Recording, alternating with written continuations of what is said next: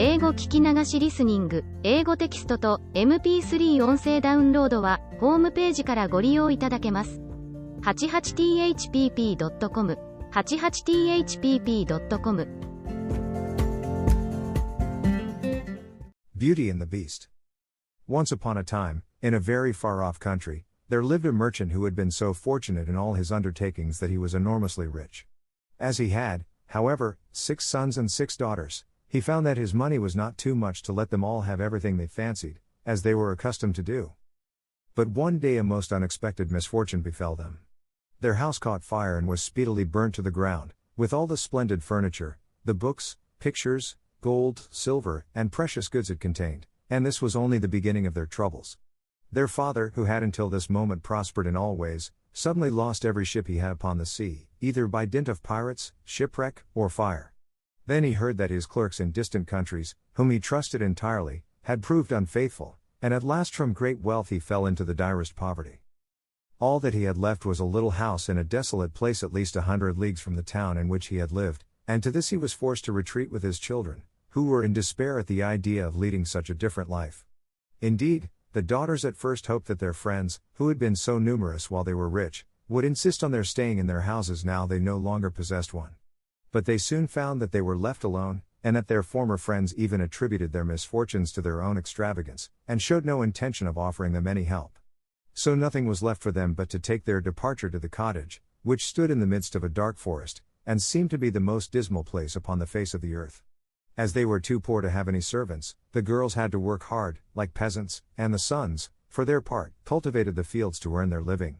Roughly clothed, and living in the simplest way, the girls regretted unceasingly the luxuries and amusements of their former life. Only the youngest tried to be brave and cheerful. She had been as sad as anyone when misfortune overtook her father, but, soon recovering her natural gaiety, she set to work to make the best of things, to amuse her father and brothers as well as she could, and to try to persuade her sisters to join her in dancing and singing. But they would do nothing of the sort, and, because she was not as doleful as themselves, they declared that this miserable life was all she was fit for. But she was really far prettier and cleverer than they were. Indeed, she was so lovely that she was always called Beauty. After 2 years, when they were all beginning to get used to their new life, something happened to disturb their tranquility. Their father received the news that one of his ships, which he had believed to be lost, had come safely into port with a rich cargo.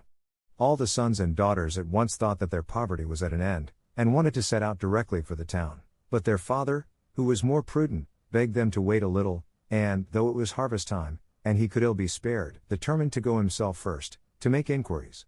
Only the youngest daughter had any doubt but that they would soon again be as rich as they were before, or at least rich enough to live comfortably in some town where they would find amusement and gay companions once more.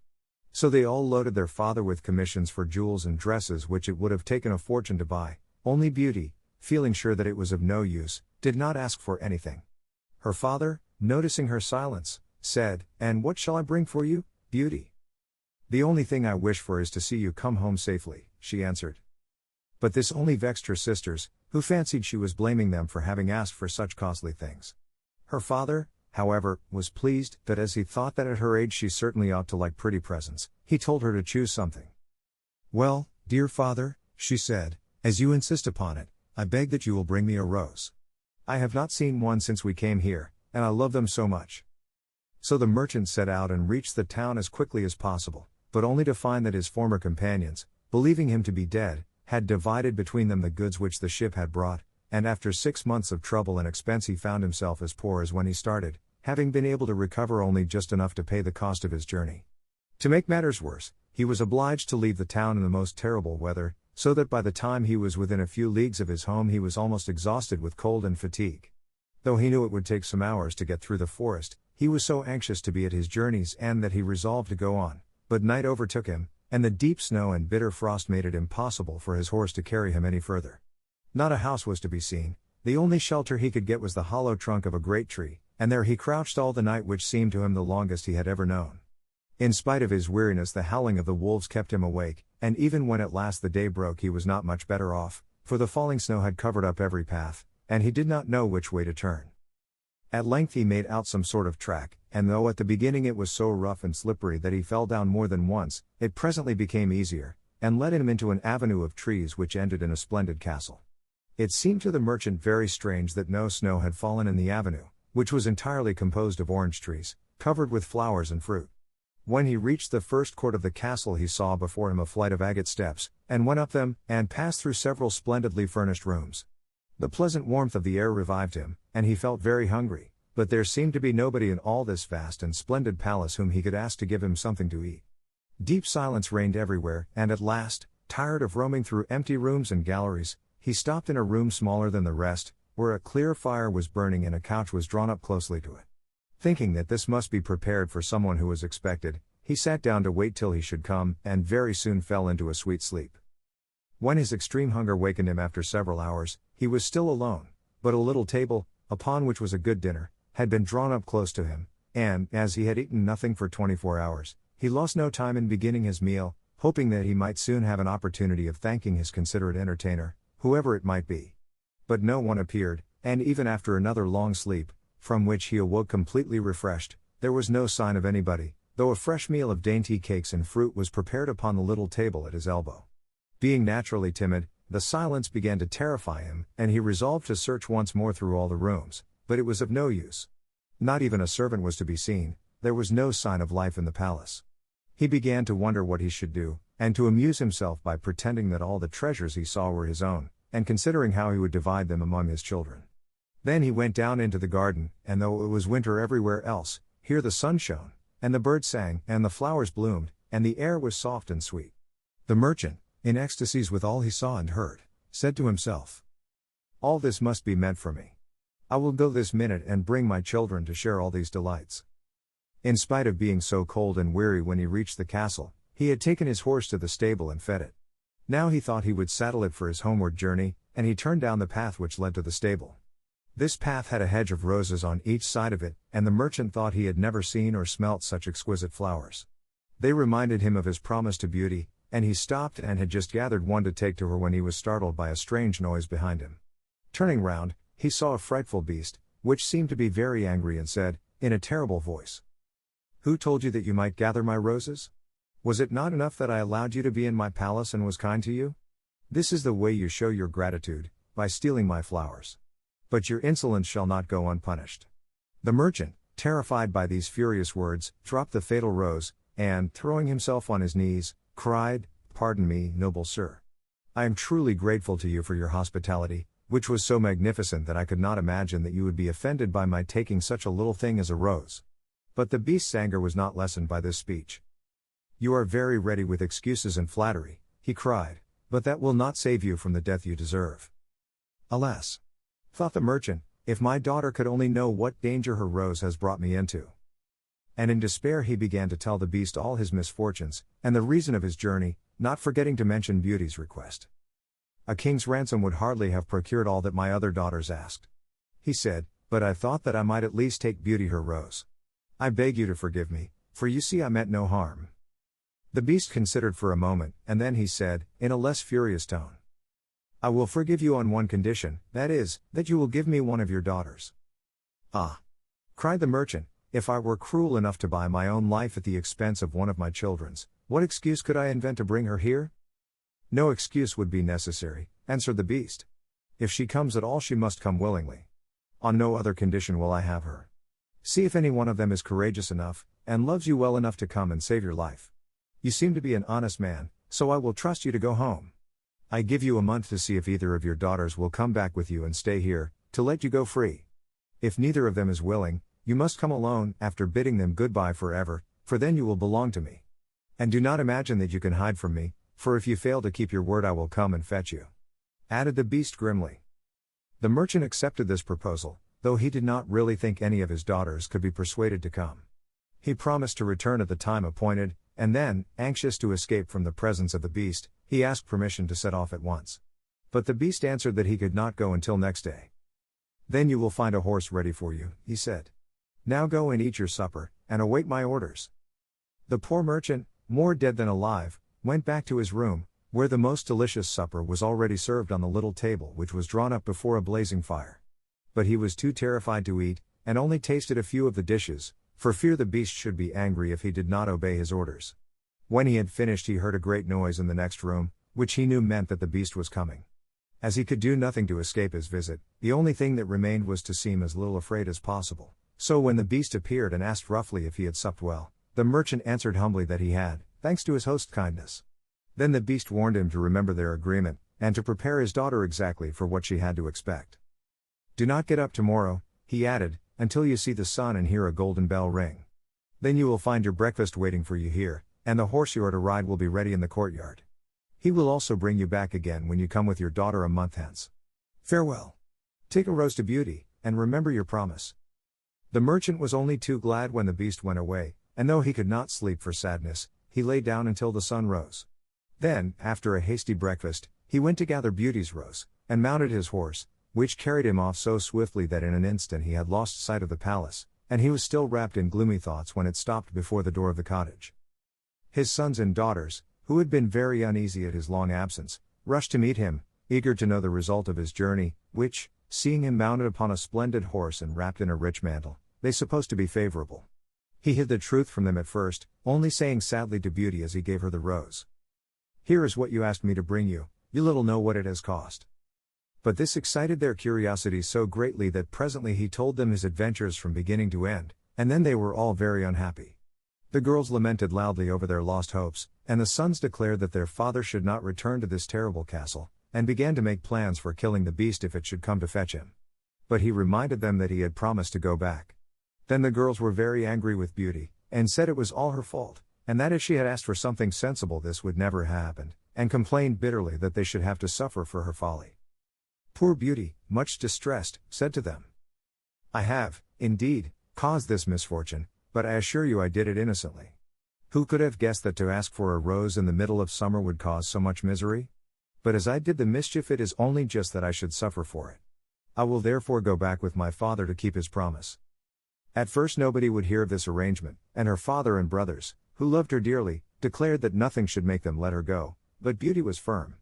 As the time drew near she divided all her little possessions between her sisters, and said goodbye to everything she loved, and when the fatal day came she encouraged and cheered her father as they mounted together the horse which had brought him back.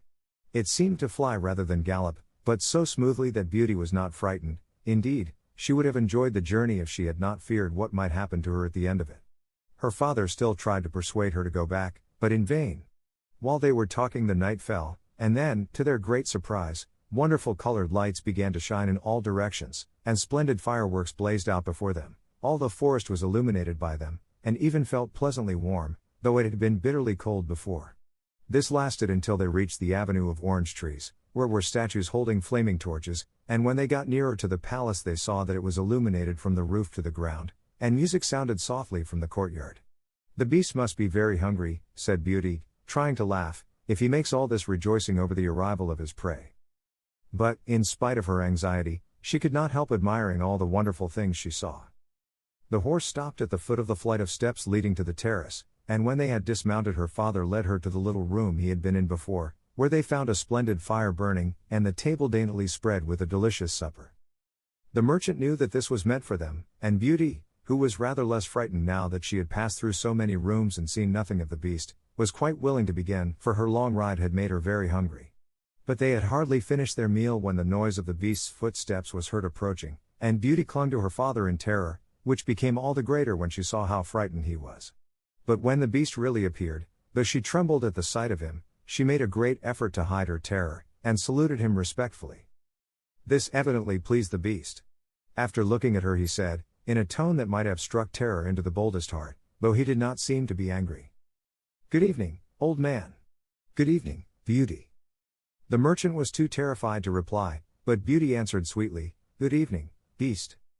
"Have you come willingly?" asked the beast. "Will you be content to stay here when your father goes away?" Beauty answered bravely that she was quite prepared to stay. "I am pleased with you," said the beast. "As you have come of your own accord, you may stay. As for you, old man," he added, turning to the merchant, "at sunrise tomorrow you will take your departure. When the bell rings get up quickly and eat your breakfast, and you will find the same horse waiting to take you home, but remember that you must never expect to see my palace again." Then turning to Beauty, he said, "Take your father into the next room, and help him to choose everything you think your brothers and sisters would like to have. You will find 2 traveling trunks there, fill them as full as you can. It is only just that you should send them something very precious as a remembrance of yourself." Then he went away, after saying, "Goodbye, Beauty, goodbye, old man," and though Beauty was beginning to think with great dismay of her father's departure, she was afraid to disobey the beast's orders, and they went into the next room, which had shelves and cupboards all round it. They were greatly surprised at the riches it contained. There were splendid dresses fit for a queen, with all the ornaments that were to be worn with them, and when Beauty opened the cupboard she was quite dazzled by the gorgeous jewels that lay in heaps upon every shelf. After choosing a vast quantity, which she divided between her sisters, for she had made a heap of the wonderful dresses for each of them, she opened the last chest, which was full of gold.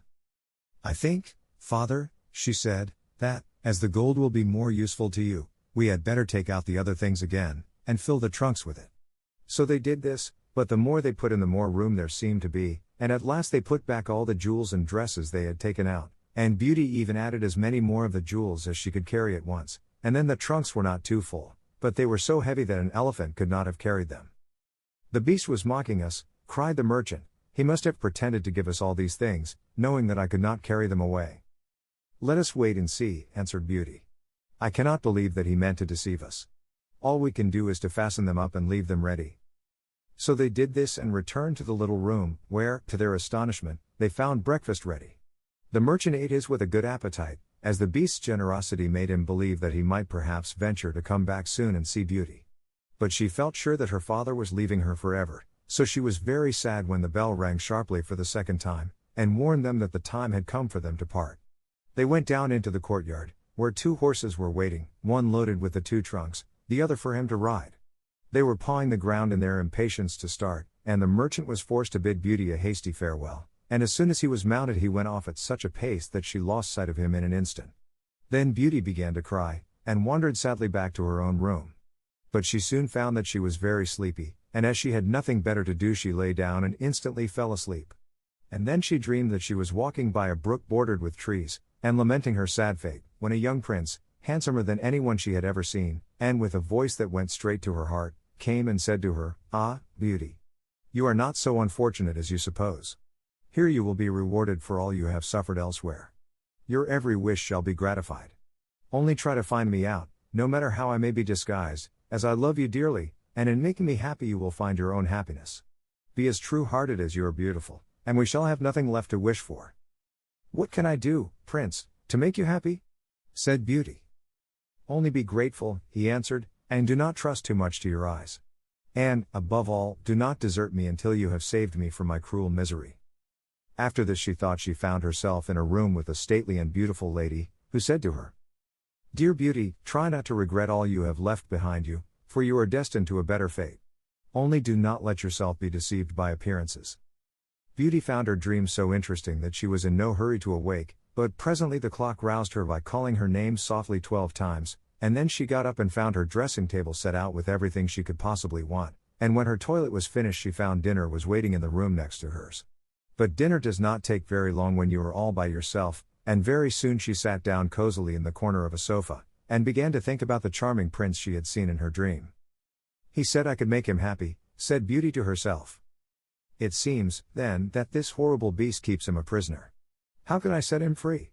I wonder why they both told me not to trust to appearances? I don't understand it. But, after all, it was only a dream, so why should I trouble myself about it? I had better go and find something to do to amuse myself." So she got up and began to explore some of the many rooms of the palace. The first she entered was lined with mirrors, and Beauty saw herself reflected on every side, and thought she had never seen such a charming room.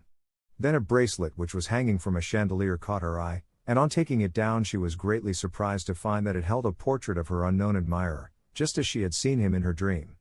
With great delight she slipped the bracelet on her arm, and went on into a gallery of pictures, where she soon found a portrait of the same handsome prince, as large as life, and so well painted that as she studied it he seemed to smile kindly at her. Tearing herself away from the portrait at last, she passed through into a room which contained every musical instrument under the sun, and here she amused herself for a long while in trying some of them, and singing until she was tired. The next room was a library, and she saw everything she had ever wanted to read, as well as everything she had read, and it seemed to her that a whole lifetime would not be enough to even read the names of the books, there were so many. By this time it was growing dusk, and wax candles in diamond and ruby candlesticks were beginning to light themselves in every room. Beauty found her supper served just at the time she preferred to have it, but she did not see anyone or hear a sound, and, though her father had warned her that she would be alone, she began to find it rather dull. But presently she heard the beast coming, and wondered tremblingly if he meant to eat her up now. However, as he did not seem at all ferocious, and only said gruffly, "Good evening, Beauty," she answered cheerfully and managed to conceal her terror. Then the beast asked her how she had been amusing herself, and she told him all the rooms she had seen. Then he asked if she thought she could be happy in his palace, and Beauty answered that everything was so beautiful that she would be very hard to please if she could not be happy. And after about an hour's talk, Beauty began to think that the beast was not nearly so terrible as she had supposed at first. Then he got up to leave her and said in his gruff voice, "Do you love me, Beauty? Will you marry me?" "Oh! What shall I say?" cried Beauty, for she was afraid to make the beast angry by refusing. "Say yes or no without fear," he replied. "Oh! No, beast," said Beauty hastily. "Since you will not, good night, Beauty," he said. And she answered, "Good night, beast," very glad to find that her refusal had not provoked him. And after he was gone she was very soon in bed and asleep, and dreaming of her unknown prince. She thought he came and said to her, "Ah, Beauty! Why are you so unkind to me? I fear I am fated to be unhappy for many a long day still." And then her dreams changed, but the charming prince figured in them all, and when morning came her first thought was to look at the portrait, and see if it was really like him, and she found that it certainly was. This morning she decided to amuse herself in the garden, for the sun shone, and all the fountains were playing, but she was astonished to find that every place was familiar to her, and presently she came to the brook where the myrtle trees were growing where she had first met the prince in her dream, and that made her think more than ever that he must be kept a prisoner by the beast. When she was tired she went back to the palace, and found a new room full of materials for every kind of work, ribbons to make into bows, and silks to work into flowers. Then there was an aviary full of rare birds, which were so tame that they flew to Beauty as soon as they saw her, and perched upon her shoulders and her head. "Pretty little creatures," she said, "how I wish that your cage was nearer to my room, that I might often hear you sing." So saying she opened a door, and found, to her delight, that it led into her own room, though she had thought it was quite the other side of the palace. There were more birds in a room farther on, parrots and cockatoos that could talk, and they greeted Beauty by name. Indeed, she found them so entertaining that she took one or two back to her room, and they talked to her while she was at supper, after which the beast paid her his usual visit, and asked her the same questions as before, and then with a gruff good night he took his departure, and Beauty went to bed to dream of her mysterious prince. The days passed swiftly in different amusements, and after a while Beauty found out another strange thing in the palace, which often pleased her when she was tired of being alone. There was one room which she had not noticed particularly. It was empty, except that under each of the windows stood a very comfortable chair, and the first time she had looked out of the window it had seemed to her that a black curtain prevented her from seeing anything outside. But the second time she went into the room, happening to be tired, she sat down in one of the chairs, when instantly the curtain was rolled aside, and a most amusing pantomime was acted before her. There were dances, and colored lights, and music, and pretty dresses, and it was all so gay that Beauty was in ecstasies. After that she tried the other 7 windows in turn, and there was some new and surprising entertainment to be seen from each of them, so that Beauty never could feel lonely any more. Every evening after supper the beast came to see her, and always before saying good night asked her in his terrible voice, "Beauty, will you marry me?" And it seemed to Beauty, now she understood him better, that when she said, "No, beast," he went away quite sad. But her happy dreams of the handsome young prince soon made her forget the poor beast, and the only thing that at all disturbed her was to be constantly told to distrust appearances, to let her heart guide her, and not her eyes, and many other equally perplexing things, which, consider as she would, she could not understand. So everything went on for a long time, until at last, happy as she was, Beauty began to long for the sight of her father and her brothers and sisters, and one night, seeing her look very sad, the beast asked her what was the matter. Beauty had quite ceased to be afraid of him. Now she knew that he was really gentle in spite of his ferocious looks and his dreadful voice. So she answered that she was longing to see her home once more. Upon hearing this the beast seemed sadly distressed, and cried miserably, "Ah! Beauty, have you the heart to desert an unhappy beast like this? What more do you want to make you happy? Is it because you hate me that you want to escape?" "No, dear beast," answered Beauty softly, "I do not hate you, and I should be very sorry never to see you any more, but I long to see my father again. Only let me go for 2 months, and I promise to come back to you and stay for the rest of my life." The beast, who had been sighing dolefully while she spoke, now replied, I cannot refuse you anything you ask, even though it should cost me my life. Take the 4 boxes you will find in the room next to your own, and fill them with everything you wish to take with you. But remember your promise and come back when the 2 months are over, or you may have cause to repent it, for if you do not come in good time you will find your faithful beast dead. You will not need any chariot to bring you back. Only say goodbye to all your brothers and sisters the night before you come away, and when you have gone to bed turn this ring round upon your finger and say firmly, I wish to go back to my palace and see my beast again. Good night, Beauty. Fear nothing, sleep peacefully, and before long you shall see your father once more. As soon as Beauty was alone she hastened to fill the boxes with all the rare and precious things she saw about her, and only when she was tired of heaping things into them did they seem to be full. Then she went to bed, but could hardly sleep for joy. And when at last she did begin to dream of her beloved prince she was grieved to see him stretched upon a grassy bank, sad and weary, and hardly like himself. What is the matter? She cried. He looked at her reproachfully, and said, How can you ask me, cruel one? Are you not leaving me to my death perhaps?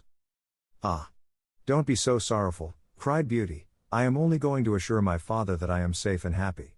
I have promised the beast faithfully that I will come back, and he would die of grief if I did not keep my word. What would that matter to you? Said the prince, surely you would not care? Indeed, I should be ungrateful if I did not care for such a kind beast, cried Beauty indignantly.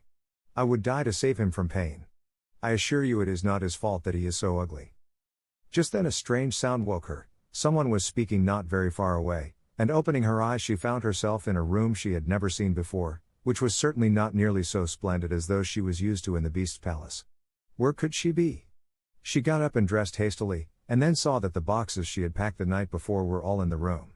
While she was wondering by what magic the beast had transported them and herself to this strange place she suddenly heard her father's voice, and rushed out and greeted him joyfully. Her brothers and sisters were all astonished at her appearance, as they had never expected to see her again, and there was no end to the questions they asked her. She had also much to hear about what had happened to them while she was away, and of her father's journey home. But when they heard that she had only come to be with them for a short time, and then must go back to the beast's palace forever, they lamented loudly. Then Beauty asked her father what he thought could be the meaning of her strange dreams, and why the prince constantly begged her not to trust to appearances. After much consideration, he answered, You tell me yourself that the beast, frightful as he is, loves you dearly and deserves your love and gratitude for his gentleness and kindness. I think the prince must mean you to understand that you ought to reward him by doing as he wishes you to, in spite of his ugliness. Beauty could not help seeing that this seemed very probable. Still, when she thought of her dear prince who was so handsome, she did not feel at all inclined to marry the beast. At any rate, for 2 months she need not decide, but could enjoy herself with her sisters. But though they were rich now, and lived in town again, and had plenty of acquaintances, Beauty found that nothing amused her very much, and she often thought of the palace, where she was so happy, especially as at home she never once dreamed of her dear prince, and she felt quite sad without him.